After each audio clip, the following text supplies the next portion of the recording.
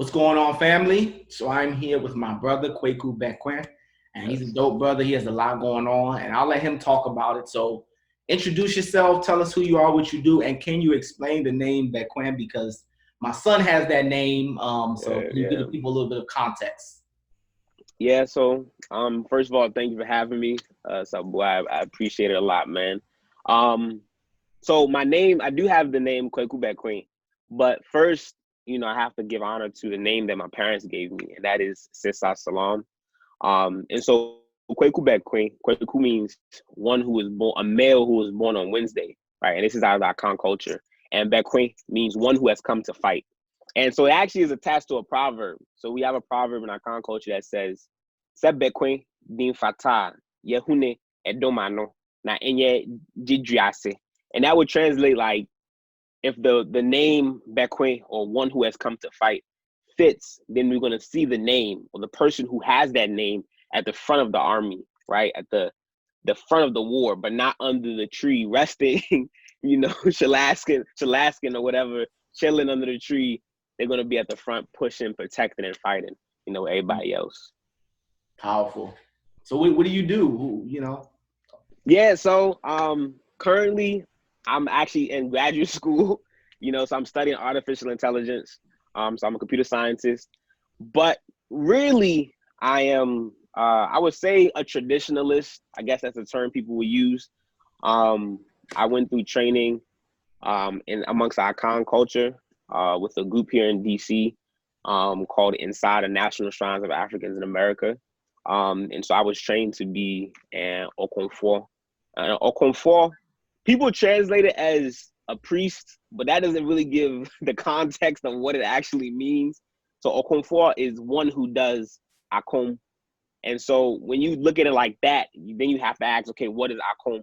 So for Akan people, Akom is the state of allowing what we call the Abosum, similar to the Orisha or the Loa and Vodou and so on, these deities that exist throughout nature, to come and to come onto you. So an Ɔkɔmfoɔ is one who acts as like the vessel, right? Is one of the people who act as a vessel for the Abosum and so on. So in our culture, we would say that I'm a wife of Esuejebi. Esuejebi is a river deity that comes from Ghana amongst our Akan people. And so that's who I am. Man, that's powerful. I mean, even when you said that, so most people listening may not understand the idea of you being a wife of the Bosum, Yeah. but in Orisha, like it's you call yourself Iyawo, Exactly. saying that you're the bride of that particular Orisha. So it's kind of the same concept. Yep. So let's dive into it. So talk to me about your upbringing. Did you come up in an African spiritual household? What was that like? Yeah, so I would say yes, even though my parents may not have consciously chosen like a specific tradition early on. From the beginning, that was like the very foundational ideas or concepts inside of pretty much all African culture, specifically the spiritual aspects, was rampant throughout our house. So my mother, will constantly teach me and my brothers about this spirit, engaging, understanding the dynamics of the world, understanding that everything is not a physical thing, right? There's the physical, but then there's the spiritual, and the two work together. Like, they inform each other, right? And so from a very young age, that's what we were raised with. Like, my mother will always tell us stories about how different spirits will help her, at different points in time. She tells us stories about how our grandmother, she was, guided by spirits in different hard times. And these like legit things that happen that other people can corroborate. It's not just, stories or, fanciful tales or whatever, but these are things that happen, and so from a very young age, like, African spirituality was foundational inside of our household. But maybe like, I can't remember the exact time period, but at some point my father, when we moved from New York to DC, he got initiated and became Ɔkɔmfoɔ as well. So he became a priest, one who does Akom. And so from there, that was like, okay, we are this is the cultural practice that we specifically practice, you know? And so from there, at that point on, once I saw my dad do it, I was like, okay, I know this is for me. Like, I know that I'm going to be a priest. I'm going to be Ɔkɔmfoɔ. Like, no one can tell me anything else. And so a lot of people who, you know, I grew up with, you know, they recall that about me, about how, like, this is something I've wanted and I kind of knew was a part of my destiny since since early on, you know? So yeah, that's how I grew up, you know? And I think one important thing is to show how it's in our family is that when I went through training, I was able to go through training with my mother, one of my brothers, and my sister-in-law. So three of us went into training together, you know, to do this type of work specifically. And so it's something that's very much like tightly interconnected or within our family and so on. No, that's powerful. I mean, I think a lot of times when you approach this journey of, at least for Africans in diaspora, and even some Africans on the continent, some of them have to, there's some folks in Nigeria I know who have had to reconnect with Ifa and their family. Yeah. Specifically Africans in the diaspora. Like a lot of times when we think about doing that, we think about looking for something outside of us. And we think about traveling somewhere to search for something. But it's important that, and in the last two people that I interviewed, that's a key point that I'm so proud that they mentioned is like, this stuff has been in your family for generations. So sometimes it's going out and then it's recognizing what you've been given and seeing yourself as kind of a stepping stone along the progression of your lineage. And so just to add something to that's real, because, you know, even if like on my dad's side, my grandmother, she's you know, she's Christian, right? We're Haitian on that side of our family, so she's Christian, right? But her connection with spirit is, you know, is very, very clear. You know, there's an entity that she's seen, a deity that she's seen. She didn't have the context maybe to process it, but then that same entity my dad has seen, right? He's seen it. He's like, okay, he's recognized it, and I've also seen it. So it's something that definitely travels through lineage, whether you know it or not. It is there, and you know, it's really undeniable. So yeah, I mean, and there's an aunt, right? That has the name, what is it, Ezuli? Right. Yeah. She was named Ezili, like after you know, the Loa Ezili. Then we also have an uncle, I think it's Uncle Jacques, like dealing with like Ogu and so on. And so like you know, you just begin seeing these connections. You know, I think that's really important because like African spirituality, African culture, and so on is deeply connected to your ancestors. Like you can't practice it if you don't really work with your ancestors and so on. And so as you get into this, you have to go through that process of making sure you understand your lineage, your ancestors, your family, because then that helps to situate you in what you're doing, you know? So like that's like, like in our cultures, like whether it's Akan or Yoruba, like, we care about your personal destiny, but that personal destiny exists within the context of your family's destiny, right? Your family's mission, your family's work, and so on. No, spot on. So this kind of a good segue to my next question. So this is a deep question. So I've never gone through the Akan training process. Yeah. But from the outside, you know, I know that it's very grueling, right? It's a very long process. And so my question for you is, like, talk to me about what process you had to go through to become an what was that like? What you can talk about. Right. I mean, so there's some things I can't say, but I would say that grueling is a good word. In a good context, it's a good word. It's not a negative thing, but I would say overall it's a process that makes you relearn yourself. Like, it breaks you down from who you thought you were, and it builds you up to who you actually are. Like, the people who train you, your teachers, your nananum, right? They are the ones who, you know, help you to understand, you know, who you are, specifically in relation to this shrine work and so on. But it is a very grueling process. So for the Akan, traditionally the process can range from maybe like 1 year to 7 years. average probably is like 3 years, but it all depends on, I guess, who you are, you know, how things go and so on. But my process was 3 years, you know, and it was a long 3 years, you know. I started off when I was, I think in my I was like the end of my sophomore year, right? So I was going into my junior year of college, right? So my bachelor's degree, undergrad. So I started that summer, and it was crazy because I was at an internship at this software company, and then for like a week, I had to go into the bush, and I came back. All my locks I had were cut off. I had all these like talismans on me, and people would I was like fully dressed in a full African garb. Everybody was looking at me like something's weird, something's different, you know.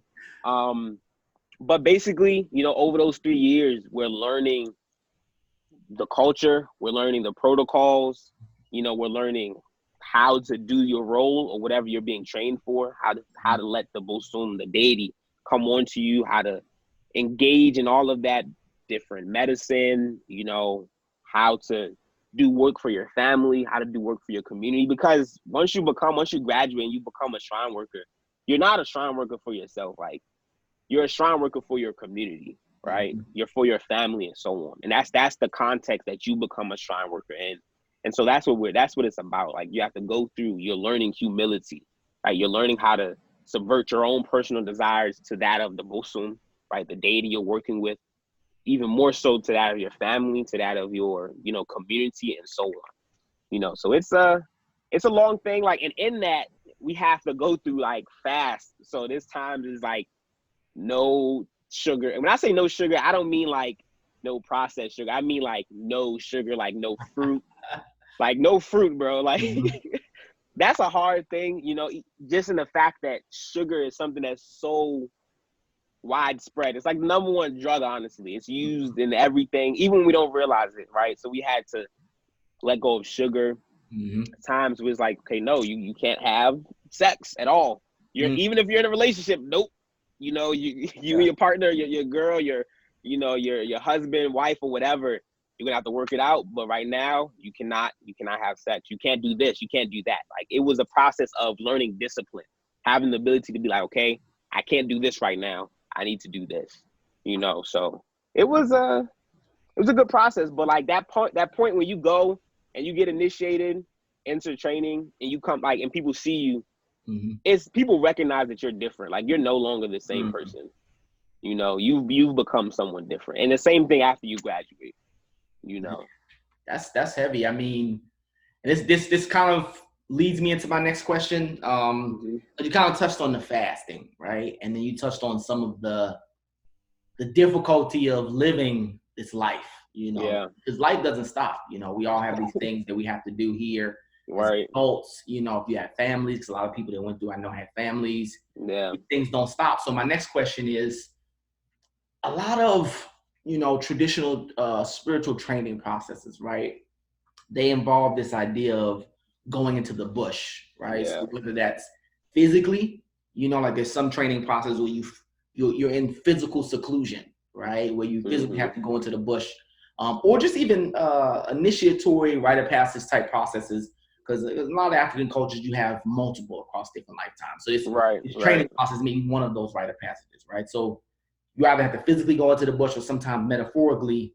And you kind of touched on that with some of these things that you can't do, you know. So my question for you is like, how did you go into the bush? And then the second part is a deep question. Like, what does that look like here, right? Because you can't do the same thing that you know, people would do traditionally, where we go and live in the bush and all of our other responsibilities are gone. Like, what does that look like? Like, here you're not only a babalao, Ianifa, Ɔkɔmfoɔ. Like, you're a teacher, and you're an accountant, and you're this. So you're a graduate student. so what does that look like for you going into the bush? What's your viewpoint around how we kind of mitigate that here? You know,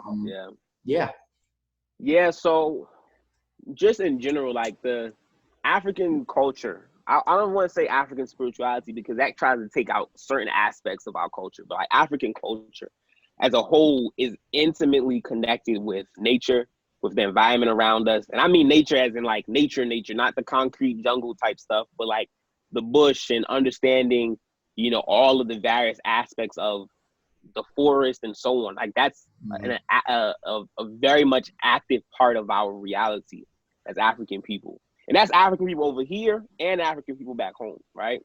And so definitely the bush, the forest or whatever is a very sacred place. And a lot of traditional times, like that is where you go and you learn, right? Whether it be rite of passage, you're going to the bush to learn how to be a man or to be a woman, right? In the context of your society or your culture. You go and learn how to do whatever it is. A lot of times the bush is where these knowledge are revealed to the uninitiated, revealed, you know, and taught and brought down from the heavens, so to speak, right? And so for us over here, so like you said, with our training, going into the bush is a vital part of that. For us, in the context, I would say, of the group that I trained with, you know, luckily we do have land that we're able to go and actually be in a bush, right? Of course, we can't spend 3 years out there because, like you said, students, teachers, doctors, or whatever, we still have things that we have to kind of balance. And so a lot of times it'll be, okay, during this period of time, for this week or this 2 weeks, you're going to be over here doing this. And then, you know, you're able to come back and we have another way of engaging and learning and going to the bush more in a idealistic manner, right? But there is the physical going to the bush to learn X, Y, and Z. So that is very much a part of it.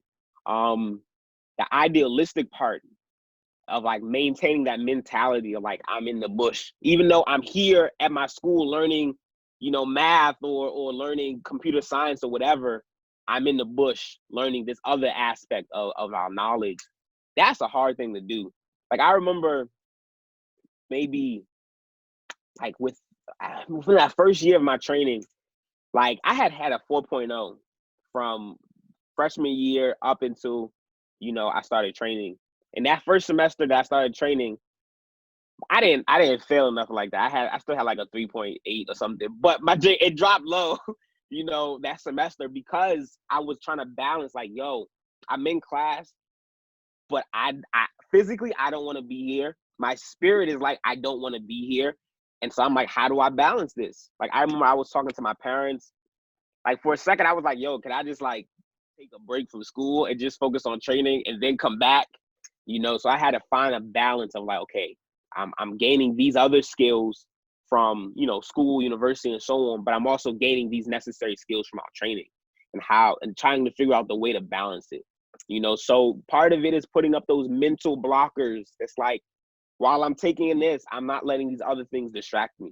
You know, you're making sure that you're constantly connecting and engaging with, you know, whatever shrine you have. You know, I know you're Obatala priest, so if you're going and you're constantly engaging with Obatala or Ifa, you do that. If you were, for me, a Suijibi, like you're going and constantly engaging, helping to kind of have this protective bubble around you, so to speak, you know. But in general, I would say, if anyone over here, you know, who has like an ile or a shrine house or whatever, definitely is of absolute importance to try to have some land attached to it so that, you know, there's a physical aspect of going to the bush for us over here as Africans in America, Africans throughout the diaspora. We have to have that connection. It's very, very important, you know. I think you're muted. I can't hear you. Yeah, sorry. I was saying, man, that's a powerful answer. When you were talking about that, you were talking about kind of some practical things that you can do to create this bush, you know, that kind of brought a question to mind. Like, so like a scenario, you know, because ideally what you said, you know, you talked about the significance of the earth, of the land, you know, and there Yoruba proverbs, Ifa proverbs that talk about how like there's no shrines without the plants and without the herbs. Right, like right. that. There's proverbs from multiple different traditions. So that's a very deep point, right? So I like the part that you said about it's ideal to be able to have that land and be connected to the earth at some point. But like, let's say someone lives in a very urban area, you know, just kind of expand on like, what are some of those practical things that you do or you can do to create that space? I know you talked about going to your shrines constantly. Like, you know, if you have an altar, you have something like that. Like, how can you separate all the technology and everything and be able to create that space? Like, what do you do? Yeah. You know, what's the practical things that people can do? Yeah, so for me, I mean, I have like days that I go to my shrine, right? So I go to those shrines on these particular days, and that helps to just get in this rhythm of constantly going to the shrine and separating yourself from the outside world, so to speak. But then also, I'm like, there's certain herbs that we use in our work, right? So I grow those herbs, right? And that is a part, and that's something you can do if you have, even if it's like, you know, a little backyard, you can grow your herbs there. Like, even if you don't have a backyard, you live in an apartment building, you can set up your potting area where you have all your herbs, your peppermint, your people like sage, you know, whatever other stuff you're using, you grow it there, right? And as you're interacting with the plants there, you're speaking to them, you're engaging with them. You're trying to build this intimate relationship with them. And like, so like a lot of people, you know, they buy their herbs online, right? And that's good. You know, if that's what you gotta do, that's what you gotta do. But when you grow your own herbs and you cultivate them, right? When you then use them for yourself, the amount of work that you can do is exponentially higher, right? That doesn't mean that if you buy it from someone else, it won't work. I'm not saying that. But when you take that time, you plant the seeds, you water it, you speak to it, you help it grow, you bring out, you know, the energy of that plant. You know, you yourself, you're going outside of this context that you know, this larger society that we exist in, because that's not something that happens by and large in this society. No one's engaging with plants in that particular way on a wide basis, right? So you do that, you know. I mean, also, if you have like a park next to you, like next to where you live or close by, you know, go walk in that park, you know, just take time to be as close to nature as possible. I think those things are vitally important, you know. Like, just the other day, me and my dad, we went running, you know, through, it was like Rock Creek Park or something. Like, just something as simple as that helps to, you know, create that connection, that relationship between you and the environment, you know. Man, yeah, no, that's spot on. I think that's really helpful advice. You know, I mean, you started to touch on it, but I like how you talked about like even just having like a physical space. You know, like you know, I don't know how your shrines are set up. You know, but like, you know, in our house, we have a room. You know, and right, yeah. I mean, that's exactly it. Like, having a shrine room, you know, is good because it becomes like, no, this space is only for shrine stuff. It's not for, you don't bring your TV in there.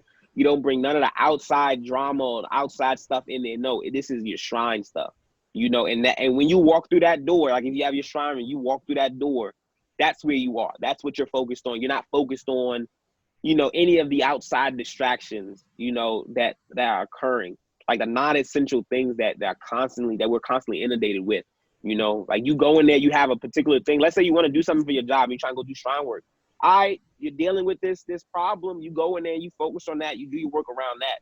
You know, you don't bring in the television and have your television sitting right next to your shrine and you do a shrine work watching, you know, whatever. Like, oh shoot, I'm trying to watch Power and do my shrine work. Nah. Yeah. Like, you create that separation, right? And if you can't have a whole separate room, you make your corner. You make that space. It's like, no, this is the space that is for my shrine, for my ancestors, for this, that, and the third.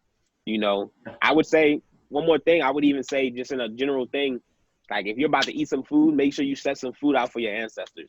That's something very simple, but it's still in the process of engaging, you know, the other side of this reality, you know, helping you to create that bridge, you know, create that bubble when necessary. Yeah, man. I mean, you touched on some powerful points, man. I mean, I'm trying to keep all the questions in my mind, man. There was a point that you touched on, and it kind of is with this idea of going into the bush, you know. But it's about some of those personal sacrifices that you have to make, you know. And I think that's a really important point, because a lot of the stuff that's kind of put out publicly, you know, about spirituality, which is in part true, you know, is that it's total freedom, you know, that it's, you just do whatever you want. But then I think that sometimes some of the difficulty that people have with some of these traditional spiritual systems, you know, they're not rigid. They're not rigid at all, but they are a little bit defined. And so, like for me, you know, I have certain taboos, man. You know, certain taboos that were given to me during initiation. But then I also have certain taboos that I just, and you use the word marriage. You say you're a wife of the bosun that you work with. Just like a regular marriage, you start to learn what stuff vibes with your partner and what stuff doesn't. And so everybody's marriage got different rules. Like, hey, my wife don't like when I do X, Y, and Z. My husband don't like when I do X, Y, and Z. And so I have my taboos from initiation, but then I have some things that over time I've just learned, like my Obatala, you know, my Ifa, my Eshu, my all my pots, they don't like when I do X, Y, and Z, you know. So some important points about not believing the hype that traditional spirituality is all about doing whatever you want. So I really like how you mentioned that something, those fasts were difficult, but sometimes that's part of the territory. Yeah, I mean, I think it's people. I would say people probably think it's do whatever you want because, you know, it doesn't come off as maybe like Christianity or some other religions where it's like, look, this is the only thing that you can do and there's nothing else. Mm-hmm.